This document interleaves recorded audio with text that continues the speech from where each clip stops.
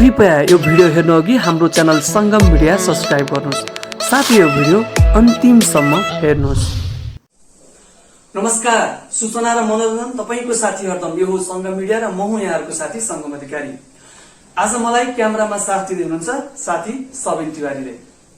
गल्सी गाउँपालिकाका अध्यक्ष र वडा अध्यक्षहरुसँग निरन्तर रूपमा हामीले यहाँहरुसँग चाहिँ अन्तर्वार्ताहरू प्रस्तुत गरिरहेका छौं। यसै क्रममा आज म वडा नम्बर 5 मा आइपुगेको छु। मसँग अतिथिको रूपमा हुनुहुन्छ वडा नम्बर 5 का वडा अध्यक्ष प्रेम बहादुर तामाङ। आउनुस् उहाँलाई सङ्गम मिडियामा स्वागत गरौँ। यहाँलाई सङ्गम मिडियामा स्वागत छ। धन्यवाद। हजुर, यहाँ चाहिँ वडा नम्बर 5 को वडा अध्यक्ष हुनुहुन्छ गल्सी गाउँपालिकाको। वडा नम्बर 5 मा चाहिँ यो अहिले हामी लगभग 1.5 महिनादेखि चाहिँ नेपाल सरकारद्वारा गरिएको चाहिँ हैन निषेधाज्ञामा पनि छौं। यहाँको वडा नम्बर 5 मा चाहिँ समग्र रूपमा चाहिँ कोरोना भाइरसको स्थिति कस्तो रह्यो, प्रभाव कस्तो रह्यो, यस बारेमा छोटकरीमा जानकारी दिनुस् न। अहिलेको कोरोनाको अवस्था चाहिँ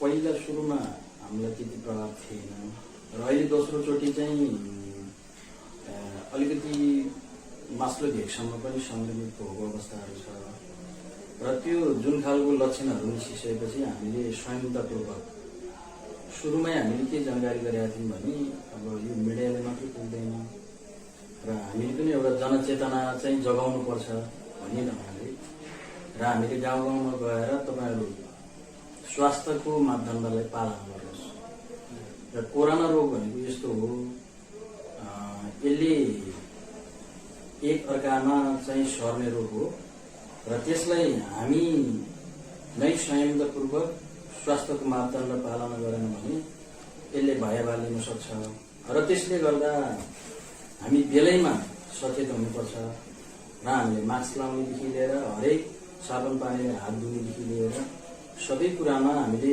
चाहिँ डिस्टेन्स मेन्टेन गर्नेदेखि लिएर सबै कुरामा चाहिँ तपाईहरु सचेत रहनुहोस् भनेर यहाँले सुरुमा जनचेतना फैलाउनु भयो। यहाँको वडामा चाहिँ कतिजना बिरामी हुनुभयो कोरोना यो अहिलेको दोस्रो फेजमा चाहिँ? अहिले दोस्रो फेजमा चाहिँ लगभग बिरामीको संख्या चाहिँ 50 जना भन्दा नि ओभर भयो। हजुर, उहाँहरूको उपचारमा यहाँको वडाले कतिको सहयोग गर्यो, उहाँहरूलाई उपचारको सेवा दिनलाई चाहिँ कतिको सहज भयो? हामीले उहाँहरूलाई यो अवस्थामा अलिकति मात्र चाहिँ गाउँतिर चाहिँ अब अलिकति त्यो खालको प्रभाव त नरहला भन्ने ढङ्गले हामीले आशा गरेका थियौँ, तर त्यसको ठिक के अरे उल्टो भइदियो र त्यसले गर्दा अलिकति मापदण्ड पालन नगर्दा बजारसम्म कहीँ पनि कुनै पनि स्थानमा जाँदा साथीहरूले अलिकति आफूले अपनाउनु पर्ने सुरक्षाहरू नअपनाउँदा जुन खालको परिस्थिति सिर्जना भयो त्यो जुन खालको बिरामी अवस्था रहिसकेपछि हामीले गाउँ गाउँमा गएर जुन ढङ्गले हामीले चाहिँ यो किटहरू यहाँ चाहिँ डाक्टरहरूलाई खबर गरेर र हामीले गाउँ गाउँमा लगभग 2 ठाउँमा हामीले किटहरू लगेर चाहिँ एन्टिजेन गर्यो। एन्टिजेन गर्दा केही साथीहरू चाहिँ पोजिटिभ भएको देखियो र उहाँहरूलाई चाहिँ अब घरमै बसेर सिटामलहरू खाने र आराम गर्ने र स्वास्थ्यको मापदण्डहरू पालन गरेर बस्ने, अरू कोहीसँग घुम्ने नगर्ने भनेर हामी सुझाव दियौँ र केही 2-4 जना अलिक उमेर गएका केही रोगीहरूलाई चाहिँ केही समस्याहरू भयो र उहाँहरूलाई चाहिँ हामीले उद्धार गर्नको लागि चाहिँ गल्सी गाउँपालिका हस्पिटलमा चाहिँ हामीले सम्पर्क गरेर एम्बुलेन्स लगेर चाहिँ हामीले उद्धार गर्यौँ र उहाँहरूलाई चाहिँ निश्चित स्वास्थ्यको मापदण्ड अनुरूप हामीले आइसोलेसनमा राखेर उहाँहरूलाई घर फर्काउने काम। समग्रमा यहाँका वडाका बिरामीहरूले चाहिँ सजिलैसँग स्वास्थ्यको सेवा पाउनु भएको छ हैन? हालको अवस्था कस्तो छ? अहिले सक्रिय संक्रमित कति हुनुहुन्छ? यहाँलाई कुनै डाटा छ यहाँसँग? अहिले चाहिँ यस्तो छ, हाम्रो चाहिँ हामीले त्यो एन्टिजेन गरे अनुरूप चाहिँ लगभग हामीले 50-60 जनाको एन्टिजेन गर्यौँ। त्यसमा जति संक्रमित भएको थियो अब कतिपय घरमै बसेर उहाँहरूलाई चाहिँ राम्रो सुधार भयो र कतिपय सीमितलाई चाहिँ आइसोलेसनमा लगेर चाहिँ हामीले राख्यौँ र उहाँहरूले सुधार भएर चाहिँ फर्किसक्नु भएको छ। अहिले कतै कतै रुगाखोकीको अवस्था चाहिँ छ र तपाईँहरूलाई कस्तो खालको चाहिँ लक्षण छ त, त्यसको लक्षण भनेको सुख खोकी र चाहिँ घाँटी समाउने होइन, देखि लिएर खानाको स्वाद नआउने, नरुच्ने, यदि त्यस्तो छ भने कोरोना भनेर जान्नुहुन्छ। कोरोना लाग्दैमा डराउनु पर्ने अवस्था चाहिँ होइन, बेलैमा सचेत हुनुपर्छ र त्यसलाई चाहिँ बेलैमा उपचार गर्यो, त्यो स्वास्थ्यको पालनाहरू गर्यो भने र तपाईँहरूलाई निको हुन्छ, डराउनु पर्दैन भनेर हामीले एक किसिमको सुझाव दिए। र अहिले करिब करिब सामान्यतः रूपमा खोकी चाहिँ छन् र त्यो खालको अवस्थाबाट चाहिँ करिब करिब मुक्त भएको अवस्था छ। अब चाहिँ यहाँको थोरै हामी यो राजनीतिक पृष्ठभूमितर्फ पनि जान चाहन्छौँ। यहाँ चाहिँ 2074 सालमा वडा नम्बर 5 को चाहिँ वडा अध्यक्षमा निर्वाचित हुनुभयो होइन, जनताद्वारा। यहाँको राजनीतिक पृष्ठभूमि चाहिँ कहिलेदेखि सुरु भएको थियो? यहाँ चाहिँ राजनीतिमा लाग्नको लागि विशेष गरी कोबाट चाहिँ प्रभावित हुनुभएको थियो? यस विषयमा चाहिँ यहाँले छोटकरीमा जानकारी गराइदिनुहोस्। अब मेरो एउटा धारणा चाहिँ के छ भने राजनीति भनेको पेसा होइन, राजनीति भनेको नितान्त समाजसेवी। त्यसले गर्दा हामी विद्यार्थी जीवनदेखि नै हामी चाहिँ अब यो सर्वहारावर्ग पार्टी त्यतिखेर नेकपा एमाले भनेर भनिन्थ्यो होइन, र त्यसमा चाहिँ अब हामी लगभग 6-7 क्लास चाहिँ अध्ययनरत रहँदा हामी पनि अलि एक किसिमको अन्यल थियो। पार्टी भनेको के हो, समाजसेवी भनेको के हो भन्ने विषयमा पनि हामी अलिकति अन्यलता थियौँ। बिस्तारै हामी अलिकति चाहिँ अध्ययन गर्दै जाने क्रममा र एउटा अहिलेको चाहिँ परिस्थितिमा हामीले एउटा दलमा लागेर चाहिँ यो गाउँको सेवा गर्नुपर्छ। यहाँले विद्यार्थी कालबाट सुरु गर्नुभयो, कति सालमा सुरु गर्नुभयो विद्यार्थी कालबाट? मैले लगभग 45-46 सालमा यहाँ 6-7 कक्षा अध्ययन गरिरहँदाखेरि चाहिँ यहाँ एउटा एमालेको विद्यार्थी संगठनमा लाग्नुभयो र पछिल्लो समय यहाँ वडा अध्यक्षमा निर्वाचित हुनलाई चाहिँ कहिलेदेखि चाहिँ यहाँ अलिक अझ सक्रिय रूपमा वडा अध्यक्षको लागि नै यहाँलाई निर्वाचित गराउनु भयो जनताहरूले भनेपछि त्यो वातावरण चाहिँ यहाँले कहिलेदेखि तयार पार्नु भएको थियो? अब वडा अध्यक्ष बन्ने र नबन्ने भन्ने कुरो त निर्वाचन भन्दा अगाडि त त्यो खालको परिस्थिति त के हो कसो भन्ने कुरो त अब एकदिन त मलाई थाहा थिएन होइन। एउटा के हो भन्दाखेरि एउटा पद ग्रहण गर्दा मात्रै समाजको सेवा गर्ने, जनताको सेवा गर्ने होइन।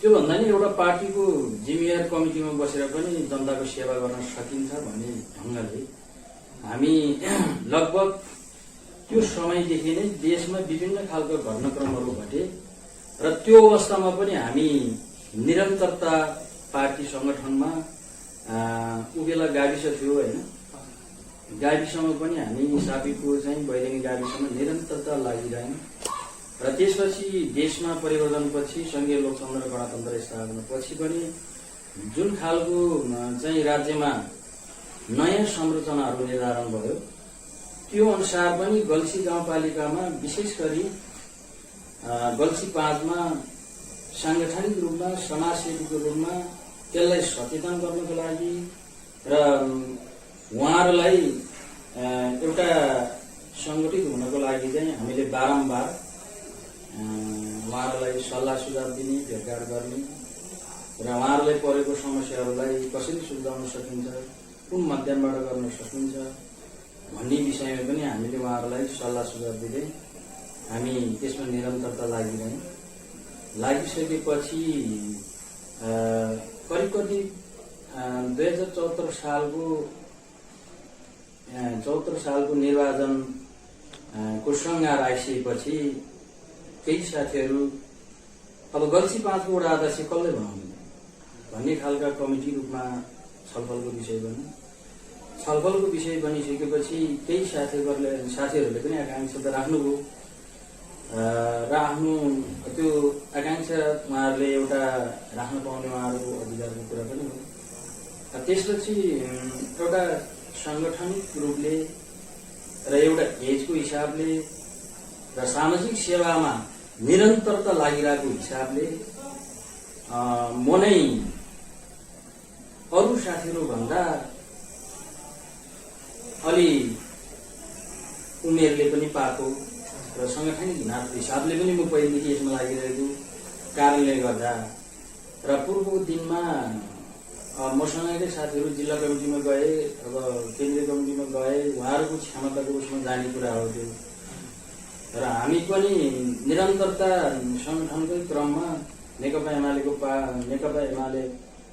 पार्टीको तर्फबाट हामी क्षेत्रीय कमिटीमा पनि सहभागी हुने अवसर पायौँ र त्यस बेलादेखि हामी निरन्तरता झन् पार्टीलाई दह्रो रूपमा अगाडि बढाउने ढङ्गले हामी अगाडि लायौँ र त्यसले गर्दा अब त्यो निर्वाचनको सङ्घारमा साथीहरूले केही साथीहरूले चाहिँ आफ्नो आकाङ्क्षा प्रस्तुत गर्नुभयो र त्यसपछि सिनियरको हिसाबले उहाँ एउटा त्यसपछि यहाँ चयन हुन्छ। हजुर, क्षेत्रीय कमिटीको हिसाबले नै उहाँले क्षेत्रीय कमिटीसम्ममा अब उहाँ रहनुभएको र गाउँपालिका कमिटीमा रहनुभएको र अहिले भने चाहिँ पहिलो स्थान उहाँलाई नै दिनुपर्छ भन्ने साथीहरूको सल्लाह र सुझाव अनुसार म चाहिँ निर्वाचनमा सहभागी भएँ भएर यहाँ विजयी हुनुभयो। अब हामी फेरि यहाँको वडातर्फ नै लागौँ। यहाँको वडामा शिक्षाको अवस्था त कस्तो छ?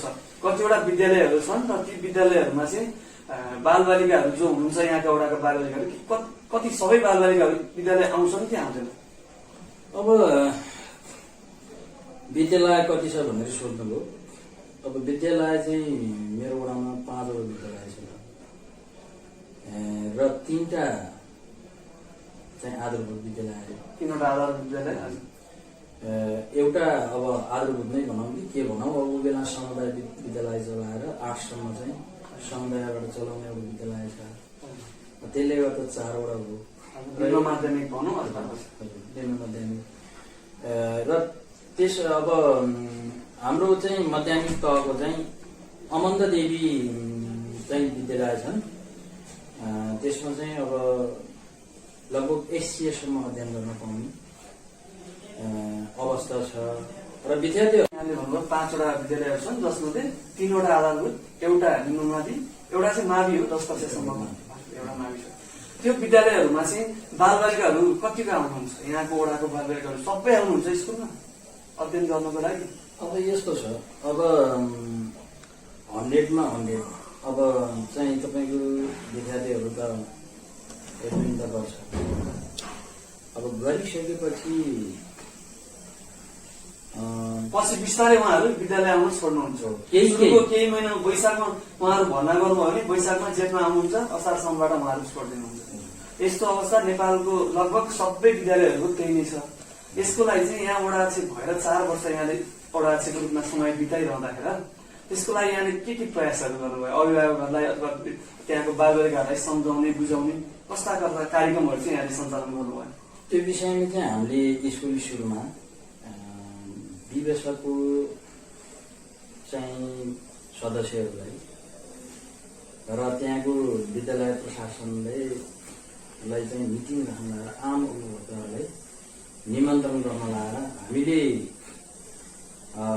शिक्षा अनिवार्य हो, शिक्षा नै धन हो, शिक्षा बिना नै हामीले कुनै पनि कुरोलाई अगाडि बढाउन सक्दैन, पहिलो प्राथमिकता त्यही नै हो। त्यसले गर्दा हामीले बालबालिकालाई जसरी पनि शिक्षा प्रदान गर्नुपर्छ। हिजोको दिनमा हामीले एउटा नर्मली शिक्षा चाहिँ सम्मको हामीले नर्मली शिक्षा लिनलाई चाहिँ हामीले एउटा बैरिनीसम्म आउनुपर्ने अवस्था हुन्थ्यो। बिस्तारै यो पनि अपग्रेड हुँदै गयो र पछि एसएलसीसम्म दिन पाउने भयो। अब त्यो त भयो, यहाँले सम्झाउनु पनि भयो अभिभावकहरूलाई होइन? उहाँहरूको प्रतिक्रिया चाहिँ के थियो? उहाँहरू के भन्नुहुन्छ? हामीले बालबालिका विद्यालय जा भनेर भनेको हाम्रो बालबच्चा नै जाँदैनन् भन्नुहुन्छ कि हामीले नपठायो भन्नुहुन्छ? के भन्नुहुन्छ उहाँहरूले? त्यो विषयमा चाहिँ के भन्नुभयो भने हामीले बालबच्चालाई हाम्रो क्षमताले धाउनु, अब खाना लाउन। अहिले तपाईँहरूले खाजा पनि दिन थाल्नु भएको छ होइन? यहाँ विद्यालयहरूमा भर्ना पनि निःशुल्क छ होइन? अब झन् यो आर्थिक वर्षदेखि त मैले जानकारी पाएसम्म गल्छी गाउँपालिकाका प्रायः सबै विद्यालयहरूमा निःशुल्क रूपमा होइन अध्ययन हुन्छ र गाडी भाडाहरू पनि यदि मोटरको सुविधा गराएर पनि विद्यार्थीहरू ल्याउने काम पनि हुँदैछ यो 2078 सालदेखि होइन? यस्तो भइरहँदाखेरि अझै पनि विद्यार्थीहरू चाहिँ विद्यालयसम्म नआउनुको कारण अझ के रहेछ? अब यस्तो छ, अब के भन्दाखेरि जनचेतनाको कमी भनौँ भने अभिभावकले मेरो बालबच्चालाई शिक्षा दिनैपर्छ। वडा अध्यक्षले गाउँ टोलमा पनि भनेका छन् जनप्रतिनिधिहरूले स्कुल जानैपर्छ, अनिवार्य पठाउनैपर्छ र स्कुलको मिटिङहरूमा पनि भनेका छन् भन्ने ढङ्गले उहाँहरू चाहिँ सचेत चाहिँ हुनुहुन्छ। के पनि रह्यो भने ठाउँ अनुसार एउटा बालबच्चामा हुनुपर्ने जुन किसिमको क्षमता अभिवृद्धि नहुँदा उनीहरूमा कस्तो खालको कन्सेप्ट हुँदो रहेछ भने अब आफ्नो चाहिँ गार्जेनहरू पनि जस्तो चाहिँ अब एउटा मावि लेभल अथवा आधारभूत कुनै पनि तहमा कुनै पनि एउटा चाहिँ निकायमा काम गर्ने र चाहिँ अफिसियली ढङ्गले काम गर्ने भयो भने ठिक छ, मेरो चाहिँ अब बुवा जस्तो मम्मी जस्तो भन्नुपर्छ भन्ने खालको चेतना जागृत हुँदैछ। र त्यो नभएपछि के हुन्छ भने बाबामा चाहिँ खेती किसान गर्ने, अब उता चाहिँ आफ्नो के साथ पेसा गर्ने, त्यो भइसकेपछि अब हामीले आखिर गर्ने यही नै हो।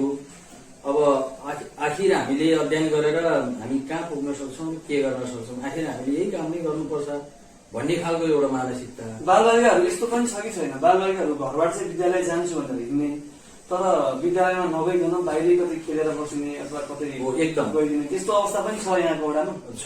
त्यो यस्तो छ, त्यो विषयमा हामीले नियन्त्रण गर्नलाई धेरै कोसिस गर्यौँ। लगभग 10% बालबच्चाका चाहिँ गाउँ के अरे घरबाट चाहिँ खानासाना खाएर टिफिन सिफिन पनि बोक्ने चलन थियो। पहिला यो चाहिँ खाजा खुवाउने चाहिँ नहुन्जेल खाजा खुवाउने स्थिति बनिसकेपछि चाहिँ स्कुलमा सरसफाइदेखि लिएर र खाजाको व्यवस्थापनदेखि लिएर हरेक कुराहरू चाहिँ प्रबन्ध छ भनेर चाहिँ विद्यार्थीहरू स्कुल जाने वातावरण चाहिँ बन्यो। र त्यसको साथसाथै केही 2% जति चाहिँ कुनै न कुनै कारणले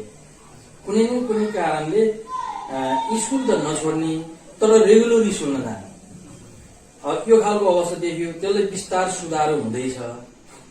यहाँको वडामा चाहिँ विद्यालय जानको लागि चाहिँ बालबालिकाहरूले कमसे कम कति टाइम चाहिँ हिँड्नुपर्छ? विद्यालय जानलाई अहिलेसम्म चाहिँ हामीले सबै क्षेत्रको कुरा गर्नुपर्छ। सबै त्यो चाहिँ 5वटा विद्यालयसँग हामीले जोडेर कुरा गर्दा लगभग 35 देखि 40 मिनट चाहिँ अहिले पनि बालबालिकाहरू हिँडेर जानुपर्छ। ठिक छ, शिक्षाको बारेमा पनि मैले केही जानकारी लिएँ, सायद हाम्रो दर्शकहरूले पनि केही बुझ्नुभयो यहाँको वडाको बारेमा। अब यहाँको वडाको चाहिँ सडक लगायत समग्र विकास निर्माणको पनि कुराकानी गरौँ। के छ यहाँ वडा चाहिँ भएपछि घर घरमा पुऱ्याइदिनु भयो होइन रोड त? अब यो विकास निर्माणको अवस्था चाहिँ म निर्वाचित भइसकेपछि अब अलिकति हाइवेबाट अलग रहेको वडा पहिलो प्राथमिकता नै बाटोको आवश्यकता भयो। र त्यसले गर्दा हामी 2072 साल वैशाख 12 गतिको विनाशकारी भूकम्पपछि जनप्रतिनिधि गयो। अब त्यसले गर्दा गाउँमा एउटा भूगोलको आधारले एकवटा डाँडामा एकवटा मेन लाइन बाटो गएको हुन्थ्यो। त्यो पनि 3 मिटरको गाडी एकदम टाइटली हिँड्नुपर्ने हुन्थ्यो। अलिकति रड्क्यो भने सबै स्वाहा हुन्थ्यो। त्यो अवस्थाका बाटो रहँदा हामी धेरै चिन्तित थियौँ। र त्यसले गर्दा पुनर्निर्माणको लागि त्यो बाटोलाई प्रयोग गर्दै गाउँतिर शाखा बाटोहरू खन्नुपर्ने अवस्थाहरू देखियो। हामीले त आवश्यकता अनुसार त पहिलाका बाटोहरूलाई हामीले स्तरीय बनाउनु पर्थ्यो।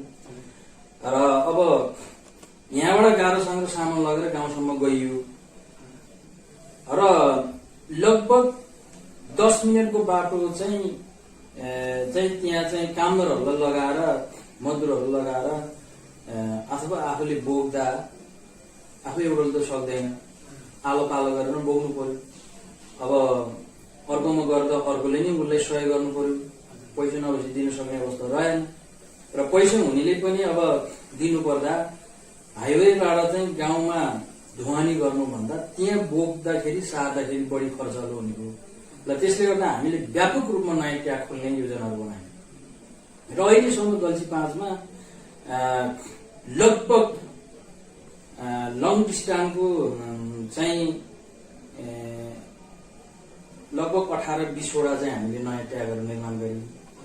अनि छोटो छोटो टोलमा जस्तो चाहिँ 50 मिटर के अरे कम्ती 1-2 होला 50 मिटर 100 मिटरका नत्र भने 200, 300, 400 2 किलोमिटर 3 किलोमिटरका यस्तो बाटोहरू मैले काउन्ट गर्दाखेरि नयाँ ट्याग मात्रै 35वटा नयाँ ट्याग बाटोहरू खुलाएछ।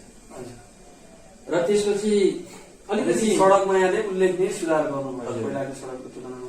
अन्य विकास निर्माणको कुरा जस्तो खानेपानीको स्थिति कस्तो छ? यहाँका वडाका बासिन्दाहरूले अहिले पनि पहिला जस्तै आधा घण्टा 1 घण्टा हिँडेर गाउँ गाउँमा भनौँ न कुनै कुवामा गएर धारामा गएर पानी ल्याएर खानुपर्ने स्थिति छ या अलिक सहज बनाइदिनु भएको छ यहाँ वडा अध्यक्ष भएपछि? अब यो विषयमा खानेपानीको विषयमा चाहिँ मैले अलिकति बाटोसँग कुरा टुङ्गाउन नपाउँदै हजुरले त्यो चाहिँ क्वेसन राख्नुभयो। हजुर।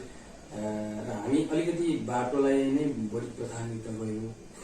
त्यो भएको कारणले गर्दा हामीले ट्याग त खोल्यौँ, सहजता पुनर्निर्माणलाई भयो, अझै केही बाँकी छ।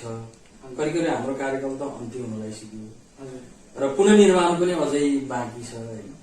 त्यसले गर्दा हिजो निर्वाचित हुनुभन्दा पूर्व जस्तो चाहिँ बैरिनी चिसपानी कुवाबाट गोठालो भन्ने हुँदै पाल्चु कोइलीखर्क जाने एउटा नाका, यो मछली खोलाबाट बान्द्रे ठाडे बान्द्रे हुँदै चाहिँ रुकुम खोलाबाट चाहिँ यो आप्चोर उता गैरी गाउँदेखि बिरडाँडासम्म जाने दोस्रो नाका, तेस्रो नाका चाहिँ यता चाहिँ सुबिल ढुङ्गाबाट चाहिँ यता रौ डाँडा के अरे सिमले कार्की डाँडा हुँदै सिरुवानी मेरो वडा हुँदै कुल भन्ने गीती रहिले हुँदै जाने नाका। यहाँको वडामा जाने 3वटा नाकाहरू, 4 नाका। अनि एउटा चाहिँ तपाईँको थाक्रे एकबाट चाहिँ कुजिल भन्ने हुँदै बाइगाउँ टुक्टिङ हुँदै कोइलघर हुँदै फेरि कुजिल भन्ने के अरे चोकल भन्नेसम्म निस्किने नाका 4वटा नाका पर्छ। ती नाकाले निर्माण गर्नुभयो त्यो हुँदैछ र मैले अलिकति स्तरमा जोड दिन खोजेँ। समय अब अलिक कमी नै होला, तर मैले विशेष गरी बाटोलाई नै बढी प्राथमिकता दिएको कारणले गर्दा हिजो 3 मिटरको बाटो थियो। यहाँले चाहिँ त्यसले गर्दा खानेपानीलाई अलिक टाइम दिनु सक्छ। हजुर, म खानेपानीलाई मैले के कति गरेको छु म त्यो हजुरलाई म प्रस्तुत गराउन र अब भावी जति छ समय अब त्यसलाई दिने पहिलो प्राथमिकता के हो यहाँको 1 वर्षको समयमा हजुर गर्ने मेरो त्यो लक्ष्यहरू छन्। अहिले हामीले 4वटा नाकामा हामीले लगभग पहिलो नाकाको चाहिँ हामीले गोठाले भन्ज्याङदेखि मात्र पर्छ। गोठाले भन्ज्याङदेखि चाहिँ हामीले अहिले गोठाले भन्ज्याङदेखि चाहिँ पाल्चोक र चाहिँ सागिनी र बिर्दडाँडासम्म चाहिँ हामीले ओडाको बजेटबाट चाहिँ हामीले स्तरीय बाटो कटिङ गर्यौँ र यो गत सालमा चाहिँ हामी सङ्घीय मामिला सांसद विकास कोषको पैसाबाट हामीले 45 लाख रुपियाँ दाम हामीले चाहिँ प्राप्त भयौँ हामीलाई। र त्यो प्राप्त भए अनुरूप हामीले चाहिँ यो गोठाले भन्ज्याङदेखि हामीले लगभग पाल्चोकसम्म हामीले स्तरीय बाटो बनाएर अस्थायी नाली बनाएर चाहिँ हामीले लगभग 1700 मिटर हामीले ग्राभेलको ठाउँमा हामी सफल गर्यौँ। र अहिलेको के अरे 45 लाखबाट चाहिँ जुन सिरुवानी 6 वडा कार्यालयसम्म जानुपर्ने र टुक्टिङ बाइगाउँदेखि आउनुपर्ने बाटो त्यो एउटा वैकल्पिक मार्ग जस्तो थियो। त्यो बाटो एकदम चट्टानको पर भएको हिसाबले र हामीले एउटा त्यो ट्यागलाई हामीले जोड्यौँ र त्योभन्दा बाहेकको निरन्तरता त हामीले 31वटा हिमपाइप निर्णय गरेका थियौँ। त्यसलाई अपूर्ण भएर हामीले 3वटा थपेर हामीले 34वटा हिमपाइप खरिद गरेर हामीले 11 ठाउँमा हिमपाइपहरू हामीले त्यहाँ चाहिँ हामीले स्थापना गर्यौँ र हामीले 13 ठाउँमा ड्रेनमा हामीले चाहिँ 13 ठाउँमा छेउ भित्ता गरी 13 ठाउँमा 12 ठाउँमा हामीले वाल बनायौँ।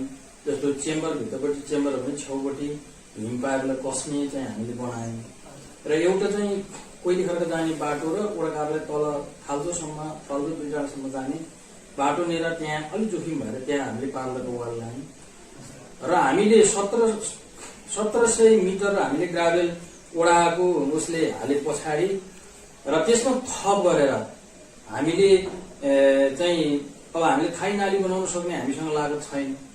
अस्थायी नाली अलिकति नालीलाई गहिराएर चाहिँ हामीले त्यहाँ चाहिँ बिर्जे डाँडासम्म 5 किलोमिटर हुन्छ लगभग पुग्छ र त्यहाँसम्म चाहिँ हामीले ग्राभेल गर्ने लक्ष्य हामीले लियौँ र हामीले त्यो चाहिँ अब निर्माणधीन थियो र केही प्राविधिक गडबडले गर्दा केही समय चाहिँ त्यो चाहिँ कार्य रोकिन पुग्यो। त्यसमा हामी क्षमाप्रार्थी छौँ। त्यो एउटा के भन्दाखेरि प्राविधिक रूपमा सबै कुरो उपभोक्ता समितिलाई इङ्ग्लिस भनेको थाहा हुँदैन, त्यो पनि प्राविधिक भाषा हुन्छ। त्यो हेर्नलाई पनि मलाई त्यति फुर्सद भएन, त्यसमा के अलिक गडबडी भयो र हामीले फेरि पुनः त्यसलाई सञ्चालन गरेर हामीले 3 दिन भइरहेछ अहिले र आज लगभग हामीले चाहिँ 13 ठाउँमा ड्रेन 13 ठाउँमा हामी लगभग 6 ठाउँमा चाहिँ हिमपाइपको चाहिँ वाल लायौँ 11 ठाउँमा, अरू बाँकी नै छ। अब आउने बजेटमा हामीले पैसा छुट्याएर बाँकी ठाउँमा हामी हिमपाइप वाल गर्ने नै छौँ र अहिले चाहिँ त्यो छेउभित्ता गरी हामीले 12 ठाउँ र एउटा उतिपट्टिवाला 13 ठाउँमा हामीले वाल लायौँ र आज गल्छी 5 मा गोठाले भन्ज्याङ छरछरे पाल्चोक सागिनी हुँदै बिर्जे डाँडासम्म चाहिँ 5 किलोमिटर बाटो चाहिँ ग्राभेल आजदेखि सम्पन्न हुँदैछ र यो बाटो भनेको महत्त्वपूर्ण 65% जनतालाई सुविधा हुने र त्यसले सापिक 6 को केन्द्रबिन्दु हुँदै सापीको 4 कोइलीहरूको सम्मलाई सुविधा हुने, सापीको 2 लाई पनि करिब समग्र ओडालाई पनि सुविधा हुने र सापीको 5 लाई पनि लगभग गैरीगाउँ माखलो गैरीगाउँदेखि बिर्जे डाँडासम्मलाई पनि समेट्ने पहिलो नागो भएको कारणले त्यति भयो भने हामी हिउँदो बर्खामा पनि त्यो ठाउँसम्म जान सकिन्छ र हामीसँग भएको उत्पादन पनि यो ठाउँसम्म लान सकिन्छ। हामीले चाहिने खाद्य उपभोक्ता सामान पनि यहाँबाट लान सकिन्छ भन्ने हामीले जुन खालको चाहिँ जनमानसमा जुन खालको हामीले कुराहरू राखेका थियो र त्यसलाई चाहिँ हाम्रो अनुरोध अनुसार 45 लाख चाहिँ हामीले सङ्घीय मामिला संसद विकास कोषबाट प्राप्त भयो र त्यसले गर्दा गल्छीबागको जनताले हिजोको दिनमा भन्दा केही सुविधा पाउने 4 वर्ष अगाडिको स्थिति भन्दा अहिले धेरै नै सुविधा पाउनु भएको स्थिति छ। हजुर त्यो खालको अवस्था छ अहिले। लगभग मैले यहाँको सडकको बारेमा दर्शक गरेर बुझ्नुभयो, मैले पनि लगभग कुराहरू बुझेँ। खानेपानीको बारेमा यहाँले केही जोड्छु भन्दै हुनुहुन्थ्यो। खानेपानीको विषयमा चाहिँ मैले आफैले सापिक 2 सिरवानी अनि साइनाडा र 6 र कुलो भन्ज्याङ रहिले तुले डाँडालाई 75-76 सालको गाउँसभाबाट नै मैले चाहिँ त्यहाँलाई खानेपानीको चाहिँ व्यवस्थापनको लागि चाहिँ योजना छुट्याएर यहाँको अन्य वडामा जस्तो एक घर एक धारको चलन यहाँको वडामा सही छैन। मेरो म भन्दैछु साबिक 2 मा मैले जुन गाउँको नामहरू दिएँ त्यो गाउँमा चाहिँ एक घर एक धारा हामीले सम्पन्न गऱ्यौँ र साबिक 6 मा चाहिँ छरछरे तिला ढुङ्गी डाँडा चाहिँ एक घर एक धारा बनेका छन्। हामीले मिटर सहितको र हामीले एउटा लौरो गार्डन त्यहाँ बाँधेका छौँ किनभने बाटो पनि बढी लागत खर्च गएको कारणले हामीले त्यो धारालाई चाहिँ एउटा व्यवस्थित रूप बनाउन सकिरहेको छैन। अब त्योभन्दा बाँकी स्थानलाई हामीले चाहिँ अब यो साबिक 6 को पनि अब पोखरीतोक नेपाल डाँडा त्यसै गरी पाल्चोक यहाँको कार्यकाल भनेको 1 वर्ष बाँकी छ। 1 वर्ष यहाँको कार्यकाल बाँकी रहिरहँदाखेरि त्यो 1 वर्षमा चाहिँ यहाँले अन्य यहाँको वडाको अन्य स्थानहरूमा पनि खानेपानीको सुविधा पुर्याउन सक्नुहुन्छ। हजुर अब हाम्रो यो चाहिँ यो प्रदेशको चाहिँ हामीसँग अहिले 35 लाख पैसा छ। यो कोरोनाको कारणले गर्दा हामीले कार्यान्वयन गर्न सक्दैन। हामीले पहिला डिटेल सर्वे गरे अनुरूप मूल कोइली खरलमा भएको कारणले कोइली खरललाई पहिलो प्राथमिकता गर्ने, तर यसको सिस्टम चाहिँ के हो भने एक घर एक धारा गर्ने हाम्रो लक्ष्य पनि हो, तर मिटर राख्नुपर्छ भन्ने सिस्टम भएको कारणले गर्दा कोइली खर्कको त्यहाँको चाहिँ जनताले के भन्नुभयो भने हामी पानीको मूलमा छौँ, खोल्दै पछि पानी छौँ, हामी यो सिस्टमलाई फलो गर्दैनौँ, मिटर राख्दैनौँ, हामी पैसा तिर्दैनौँ, हामी एक घर एक धारा चाहन्छौँ, तर यो सिस्टम नमिले चाहिँ हामी यो योजना कार्यान्वयन गर्दैन। अब सेकेन्ड फेजमा गर्नुहोस् भन्ने कुरो उहाँले गर्नुभयो र अब यो कोरोना हटिसकेपछि हामी तत्कालै साबिक 5 लाई चाहिँ हामी दुईटी स्किम बनाएर हामीले उपभोक्ता समिति गठन गरिसक्यौँ, जिल्लालाई अनुरोध गरिसक्यौँ र त्यसमा केही साथीहरू कसैको अलिकति केही कुरा केही साथीहरूले नबुझेर केही अलिकति अल्झो रहेको हो कि भन्ने खालको पनि कता कता यस्तो शान्तिको कुराहरू त मैले सुनिरहेको छु। अब त्यो भनेको कुरो अब उहाँहरूले बुझ्नुपर्ने कुरा हो स्वच्छ खानेपानी, स्वास्थ्य नै एउटा स्वच्छ खानेपानी हो। त्यसले गर्दा यो लकडाउन हटिसकेपछि अब चाहिँ त्यो 35 लाखबाट चाहिँ हामीले गत सालको 20 लाखको पाए पनि जिल्लामा छ। मैले उहाँहरूसँग सल्लाह गरिरहेको छु। त्यो भने हामी करिब 5.5लाई हामीले एक घर एक धारा बनाउँछु र रिम्स नेपालबाट चाहिँ हामीले 4वटा समूहमा चाहिँ हामीले उहाँहरूलाई चाहिँ अनुरोध गरेर 4वटा गाउँमा 4वटा समूह बनाएको छ। जो त 5.5को गोटाडालाई 29 घरलाई 11वटा धारा चाहिँ सम्पन्न भइसकेको छ। अहिले लक्ष्यमा 10 घरलाई 5देखि 6वटा धारा राख्ने भन्ने उहाँले कुरा गरिरहनु भएको छ र मूलको कारणले गर्दा र अनि बाँकीले चाहिँ हामी प्रदेशबाट हामी सम्पन्न गर्छौँ र त्यो भन्दा बाहिर रहेकोले चाहिँ अब आउने असारको बजेटबाट हामीले विशेष गरी पहिलो प्राथमिकता भनेको चाहिँ अब हामीले बाटोमा जति सकिया गर्यौँ। अब चाहिँ यहाँको त्यो जना भनेको खानेपानी र हामी विद्युत सुविधा पनि सबै घरहरूमा पुगेको छैन यहाँको। यहाँ विद्युतको सवालमा चाहिँ अब हिजो काठी पोलले हामीले करिब ठाउँमा पुर्याएको थियो र केही एक दुई ठाउँमा चाहिँ लगभग 1-2 भेगमा चाहिँ हाइड्रो पावर भएको कारणले त्यहाँ चाहिँ हामीले हाइड्रेसनको बत्तीहरू लगिरहेको अवस्था थियो र 72 सालको भूकम्पपछि पानीको स्रोत घट्दै गएपछि उहाँहरूले त्यो अपूर्ण भयो, विद्युत आपूर्तिमा उहाँहरूको समस्या भयो। त्यसले गर्दा उहाँहरूको अनुरोध आइरहेको छ। मैले जिल्ला चाहिँ विद्युत प्राधिकरणमा अनुरोध गरेँ र त्यसमा उहाँहरूले चाहिँ मलाई आश्वासन दिनुभएको थियो ठिक छ गजुरी र रोराङलाई तपाईँहरूलाई हामी चाहिँ 2 ठाउँलाई चाहिँ हामीले विद्युतको चाहिँ आपूर्ति गराउँछौँ भन्ने कुरा गर्नुभएको थियो र त्यो बेलामा के प्राविधिक कुरो नमिलेर हो कि के कसो भयो त्यो जानकारी भएन।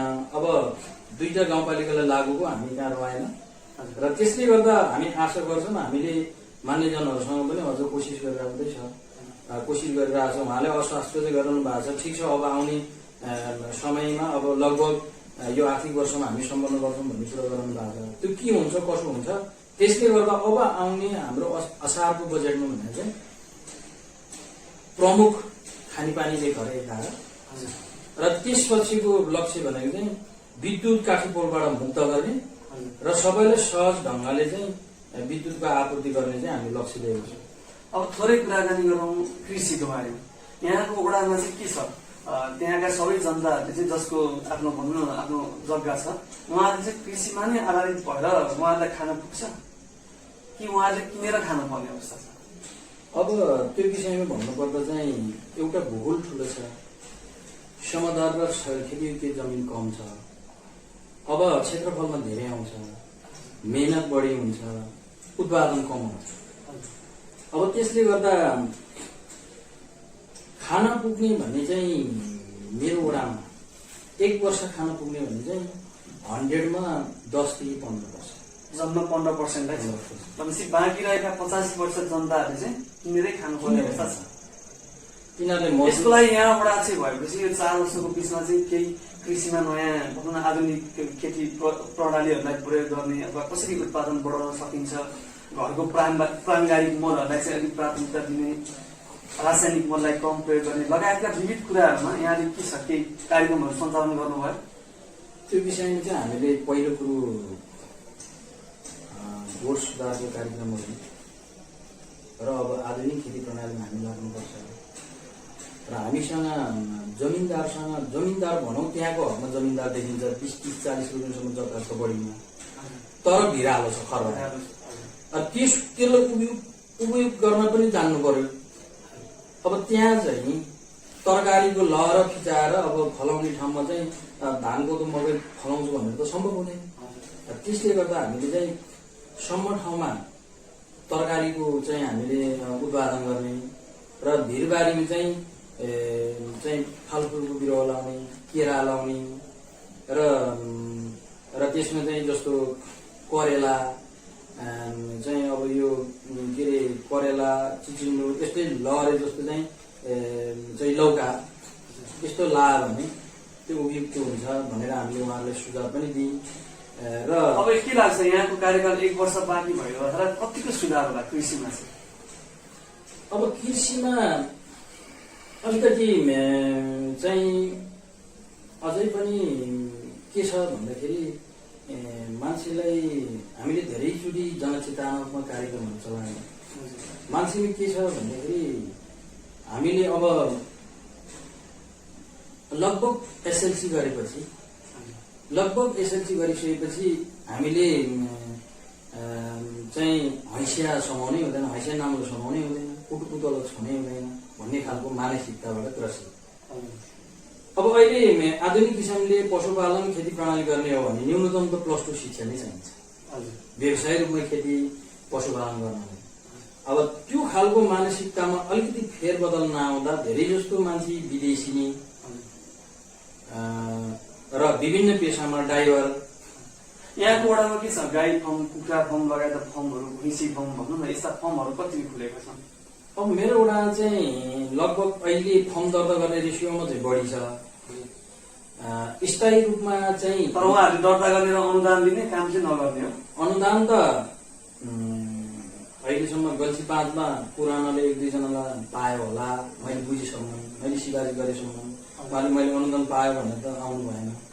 मलाई प्रदेशलाई चाहिँ सिफारिस गरिदिनु पऱ्यो, वडाजी भनेको हुन्छ मैले गरिदिएँ, जिल्लालाई गरिदिनु पऱ्यो हुन्छ, गरिदिएको छु।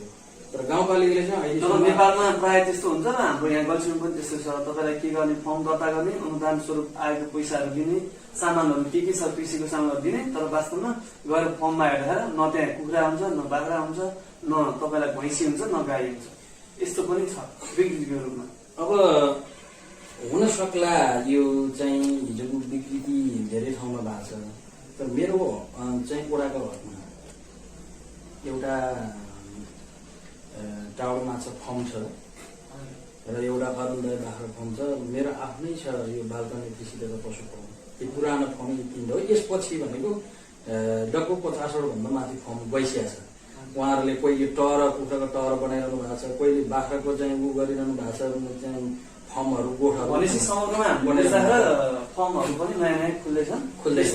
त्यसमा कृषिमा पनि केही सुधार हुँदैछ। सुधार छ हजुर। तपाईँ अब हामी यो गल्छी गाउँपालिका केन्द्रित रहेर कुराकानीहरू यहीँ रोकौँ। थोरै केन्द्रको कुराहरू। यहाँ चाहिँ नेपाल कम्युनिस्ट पार्टी एमालेको तर्फबाट चाहिँ एउटा भनौँ न कार्यकर्ता भएर यहाँ बिस्तारै अहिले वडाजीसम्म आइपुग्नु भयो होइन। यहाँको यो पार्टीमा यति धेरै समस्या चाहिँ किन, एकदमै विवाद किन आइरहन्छ? अहिले पनि तपाईँको यहाँको पार्टीको अध्यक्ष र केपी शर्मा ओली र भनौँ न नेपाल पक्ष जमात पक्ष उहाँहरू पनि फरक धारमा लगाइरहनु भएको छ।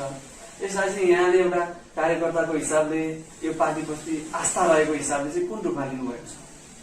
अब यो विषयमा चाहिँ अब उहाँहरू पूर्व दिनदेखि साँच्चै नै भन्यो भने त्यो नेपालको किसान मजदुरलाई चाहिँ हामी उहाँहरूलाई अगाडि बढाउँछु र उहाँहरूको समस्याको हल गर्छु भनेर नै उहाँले हिजो पार्टी स्थापना कालदेखि नै लड्दै आउनुभएको, सङ्गठित गर्दै आउनुभएको। उहाँ लड्दै आउनुभयो, तर अहिले चाहिँ किन छुट्टिनु भयो?